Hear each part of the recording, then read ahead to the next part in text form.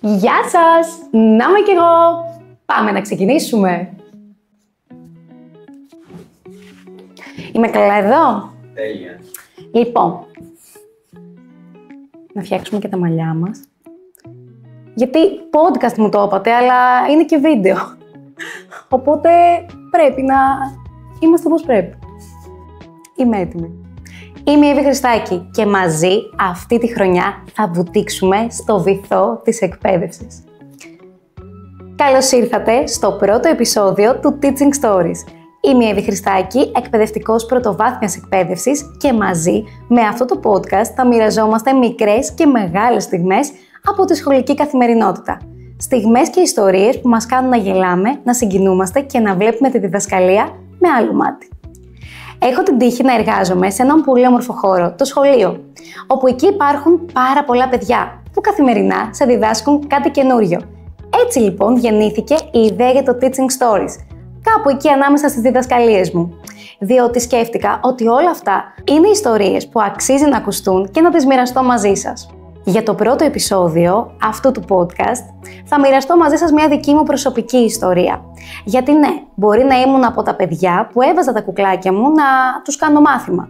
Οπότε όλοι νόμιζαν ότι σίγουρα θα γινόμουν δασκάλα. Παρ' όλα αυτά εγώ δεν το είχα ως πρώτο όνειρο.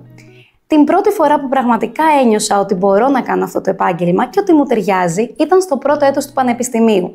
Εκεί κάπου που είχα το δίλημμα, έχω κάνει τη σωστή επιλογή, τελικά αυτό το επάγγελμα θα μου αρέσει. Εκεί λοιπόν κάπου ένας καθηγητής μας δίνει μία εργασία όπου για να την κάνουμε έπρεπε να πάμε σε σχολείο. Κάνω λοιπόν την πρώτη μου επίσκεψη σε ένα σχολείο σε μία έκτη δημοτικού. Και εκεί ακούω για πρώτη φορά το κυρία να βγαίνει από τα στόματα των παιδιών.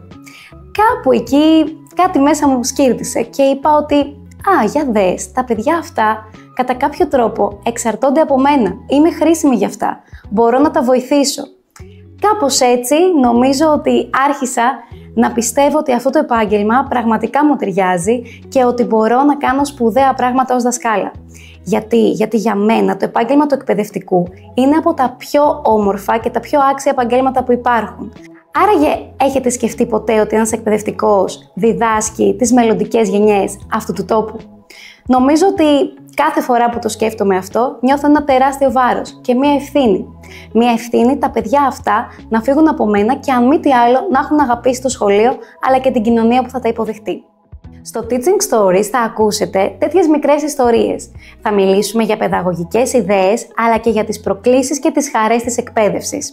Ακόμα θα μοιράζουμε μαζί σας μικρά tips που μπορεί να κάνουν τη σχολική καθημερινότητά σας πιο εύκολη αλλά και φωτεινή.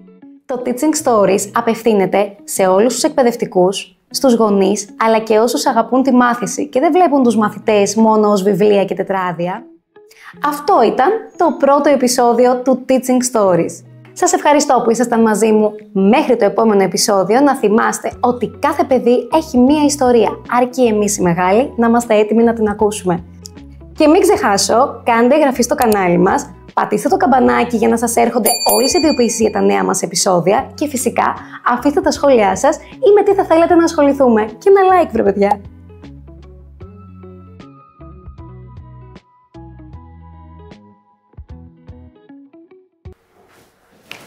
Hey, να είμαι κι εγώ! Hey, να είμαι κι εγώ! Πάμε να ξεκινήσουμε. Κάτι θέλω να πω. Θέλω να πω για την... Εντάξει, το είπα, νομίζω ακούστηκε το αξία του εκπαιδευτικού, νομίζω να μην επαναληφθώ. Ωραία. Στο Teaching Stories θα μοιραστώ τέτοιες... όχι. Στο Teaching Stories θα... όχι. Στο Teaching Stories θα ακούσετε... Πρέπει να συγκεντρωθώ λίγο. Λοιπόν...